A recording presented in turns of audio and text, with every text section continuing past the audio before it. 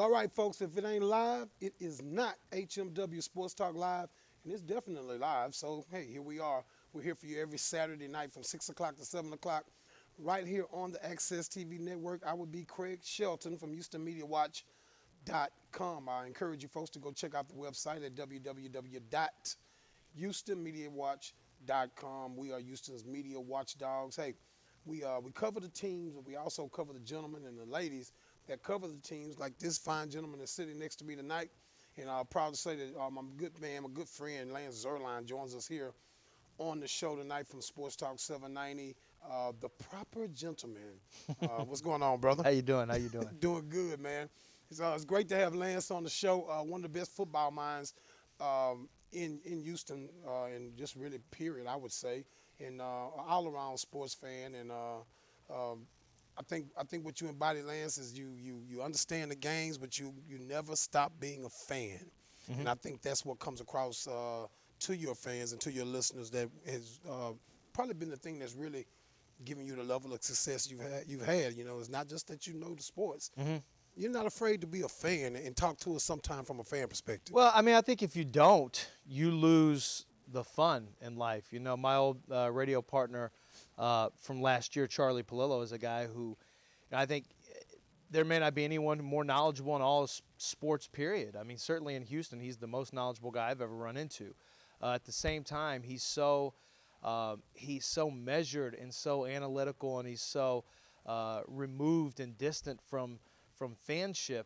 At least that's how he comes off. That, you know, to me, it takes away some of the fun. I mean, the fun for me is it's not just the highs, but also the lows. You've got to be able to experience those. And I think if you're not a fan of something or of a team, or if you can't be let down at some point, then you can't be exalted by sports as well. I mean, it's one thing to sit and watch a random game on television and get excited about a play or a player.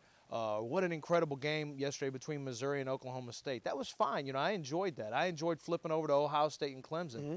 But when I have a vested interest in a team, it like makes you of H. Vanderbilt? Well, yeah. I mean, you know, it just makes it different. When you're more vested in a particular team, it's more fun because, you know, you get a little irrational sometimes, but that's part of the fun to me. That's so right. I feel like I'm from here, so it's easier for me to click with the local teams. It matters more.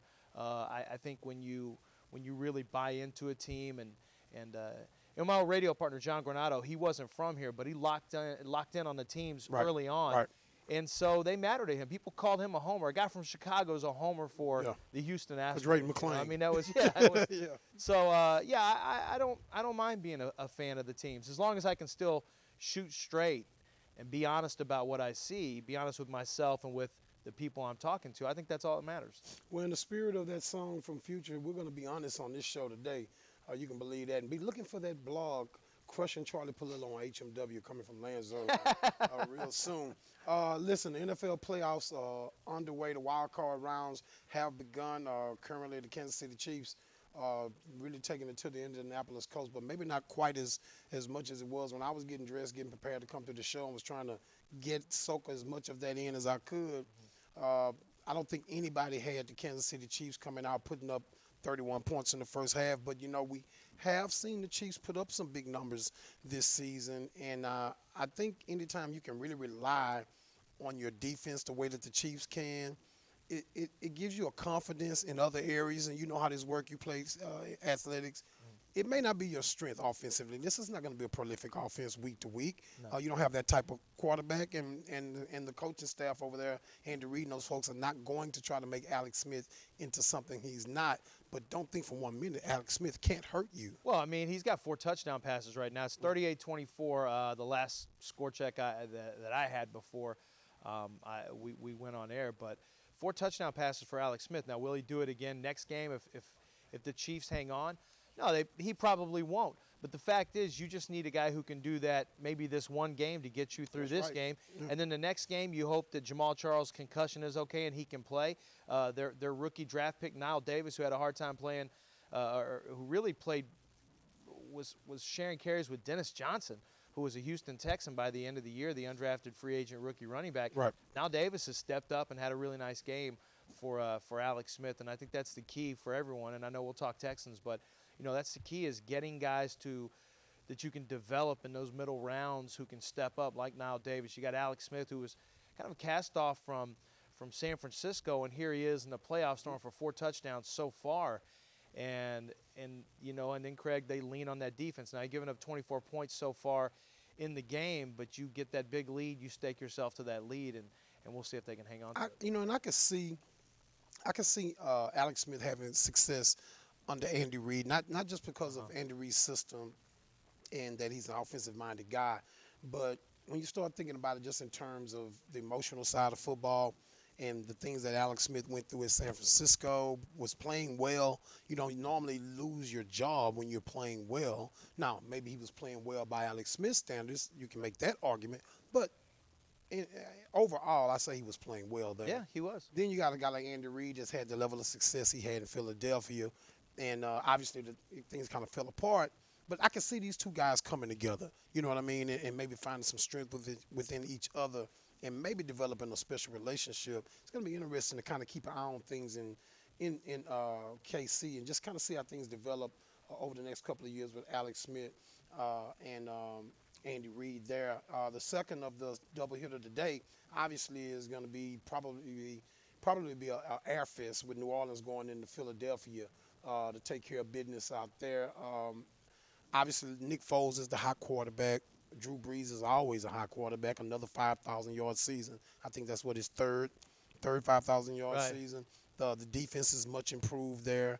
Your thoughts on that game? Well, Rob Ryan's done a really good job with the defense. I mean, they were the worst tackling team in pro football last year. Now they're a top 3 tackling team. Right. And that comes down to coaching and getting guys to buy into it. It will be interesting because the Saints – I mean, Drew Brees is averaging less than 7 yards per attempt on the road. Right. His touchdowns, interceptions, something like 13-7 touchdowns, interceptions on the road. The Saints are really struggling. I mean, this is a completely different offense and different quarterback and different team on the road. But they've been in this scenario. They've been in this situation. The head coach has, the quarterback has, and now you got Chip Kelly, first year in the NFL. Nick Foles, first year as a starter. So, I mean, I know what it looks like. Philadelphia has won 7 of their last 8. The Saints struggle on the road. I understand all that. The weather's going to be cold, but it's not going to be snowing. It should be okay. It should be a crisp 26 degrees, 27 degrees here in a little bit come game time. So, to me, Craig, I think that experience, we'll see if the experience of postseason football for Drew Brees and for Rob Ryan, especially for Sean Payton, can trump, their road woes so far this year. Yeah, and there is speaking of trumps, there's also a trump card that New Orleans may be able to fall back on while they're in Philadelphia, being that one Josh Ennis, who is from Louisiana, from New Orleans or whatever, is now working in Philadelphia. So who knows, maybe they'll be able to draw some positive karma from Josh Ennis being in town. Probably not. We only got a couple of minutes left, so real quick here.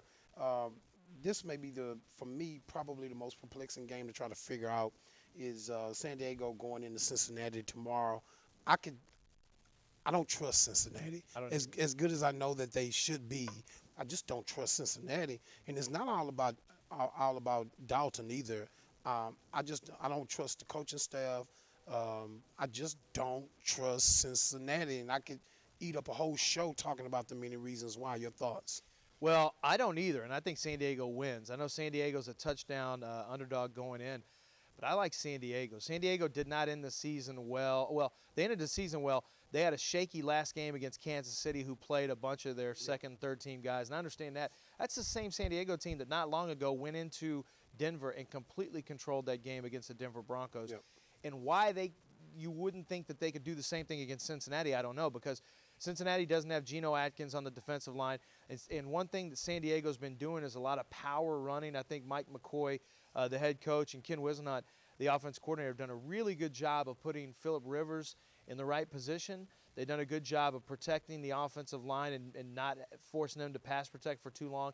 And then they've taken what the strength is, which is a power running game, and Ryan Matthews, who looks fantastic right now, and Danny Woodhead. A guy that was on the Texans radar. He really was before Aaron Foster ended up taking off. And this is a guy who, has really come on. And I think that running game and the way they control the clock and the way Phillip Rivers is playing, to me, I think this is like, I think they should be a 3-point favorite, Cincinnati. To me, this is like a pick 'em game, except that Cincinnati has the home field advantage.